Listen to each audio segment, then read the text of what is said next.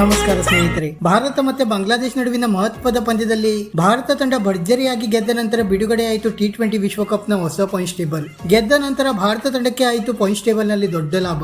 ಹಾಗಾದರೆ points table ನಲ್ಲಿ ಯಾವ್ಯಾವ ಬದಲಾವಣೆಯಾಗಿದೆ, ಯಾವ ತಂಡ ಯಾವ ಸ್ಥಾನದಲ್ಲಿದೆ, ಇದರ ಬಗ್ಗೆ ಸಂಪೂರ್ಣ ಮಾಹಿತಿಯನ್ನು ಈ ವಿಡಿಯೋದಲ್ಲಿ ತಿಳಿದುಕೊಳ್ಳೋಣ. ದಯವಿಟ್ಟು ವಿಡಿಯೋ ಕೊನೆಯ ತನಕ ನೋಡಿ ಮತ್ತೆ ಇತರರಿಗೂ ಕೂಡ ಶೇರ್ ಮಾಡಿ. ಅದಕ್ಕೂ ಮುನ್ನ ಸ್ನೇಹಿತರೆ, ನೀವು ಕೂಡ ಹಾರ್ದಿಕ್ ಪಾಂಡ್ಯ ಅವರ ಅದ್ಭುತ ಪ್ರದರ್ಶನಕ್ಕೆ ಒಂದು ಮೆಚ್ಚುಗೆ ವ್ಯಕ್ತಪಡಿಸುತ್ತಿದ್ದರೆ ಈ ವಿಡಿಯೋಗೆ ಒಂದು ಲೈಕ್ ಮಾಡಿ. ಮತ್ತೆ ನಿಮ್ಮ ಪ್ರಕಾರ ಭಾರತದ ಗೆಲುವಿಗೆ ಪ್ರಮುಖ ಕಾರಣವನ್ನು ನಮಗೆ ತಪ್ಪದೇ ಕಮೆಂಟ್ ಮೂಲಕ ತಿಳಿಸಿ. ಸ್ನೇಹಿತರೆ, ಭಾರತ ಮತ್ತೆ ಬಾಂಗ್ಲಾದೇಶ ನಡುವಿನ ಮಹತ್ವದ ಪಂದ್ಯದಲ್ಲಿ ಟಾಸ್ ಸೋತು ಮೊದಲು ಬ್ಯಾಟಿಂಗ್ ಮಾಡಿದಂತ ಭಾರತ ತಂಡ ಹಾರ್ದಿಕ್ ಪಾಂಡ್ಯ ಅವರ ಸ್ಫೋಟಕ ಅರ್ಧಶತಕದ ನೆರವಿನಿಂದ ನಿಗದಿತ 20 ಓವರ್ಗಳಲ್ಲಿ 196 ರನ್ಗಳನ್ನು ಕಲೆ ಹಾಕಿತ್ತು. ನಂತರ 197 ರನ್ಗಳ ಗುರಿ ಬೆನ್ನಟ್ಟಿದ ಬಾಂಗ್ಲಾದೇಶ ತಂಡ ಭಾರತದ ಘಾತಕ ಬೌಲಿಂಗ್ ದಾಳಿಗೆ ನಲುಗಿ 100 ರನ್ಗಳಾಗುವಷ್ಟರಲ್ಲಿ ಪ್ರಮುಖ 6 ವಿಕೆಟ್ ಕಳೆದುಕೊಂಡು ಅಕ್ಷರಶಃ ಸಂಕಷ್ಟಕ್ಕೆ ಸಿಲುಕಿತ್ತು. ಆದರೆ ನಂತರ ಕೆಳ ಹಂತದ ಬ್ಯಾಟ್ಸ್ಮನ್ ಗಳಿಂದ ಸ್ವಲ್ಪ ಮಟ್ಟಿಗೆ ಹೋರಾಟ ಕಂಡು ಬಂದರೂ ಕೂಡ ಬಾಂಗ್ಲಾದೇಶ ತಂಡಕ್ಕೆ ಗೆಲುವಿನ ದಡ ಸೇರಿಸಲು ಸಾಧ್ಯವಾಗಲಿಲ್ಲ.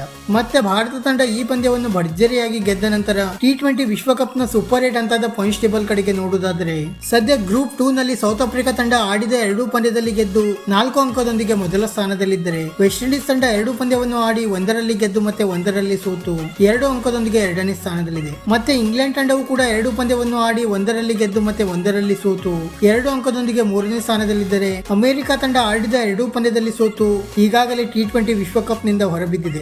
ಮತ್ತೆ ಗ್ರೂಪ್ 1 ನಲ್ಲಿ ನೋಡುವುದಾದರೆ ಸದ್ಯ ಭಾರತ ತಂಡ ಆಡಿದ 2 ಪಂದ್ಯದಲ್ಲಿ ಗೆದ್ದು 4 ಅಂಕದೊಂದಿಗೆ ಮೊದಲ ಸ್ಥಾನದಲ್ಲಿದ್ದರೆ, ಆಸ್ಟ್ರೇಲಿಯಾ ತಂಡ 1 ಪಂದ್ಯವನ್ನು ಆಡಿ 1ರಲ್ಲಿ ಗೆದ್ದು 2 ಅಂಕದೊಂದಿಗೆ 2ನೇ ಸ್ಥಾನದಲ್ಲಿದೆ. ಮತ್ತೆ ಅಫ್ಘಾನಿಸ್ತಾನ ತಂಡ ಆಡಿದ ಮೊದಲ ಪಂದ್ಯದಲ್ಲಿ ಸೋತು ಪಾಯಿಂಟ್ಸ್ ಟೇಬಲ್ ನಲ್ಲಿ 3ನೇ ಸ್ಥಾನದಲ್ಲಿದ್ದರೆ, ಬಾಂಗ್ಲಾದೇಶ ತಂಡ ಆಡಿದ 2 ಪಂದ್ಯದಲ್ಲಿ ಸೋತು ಬಹುತೇಕ T20 ವಿಶ್ವಕಪ್ ನಿಂದ ಹೊರಬಿದ್ದಿದೆ.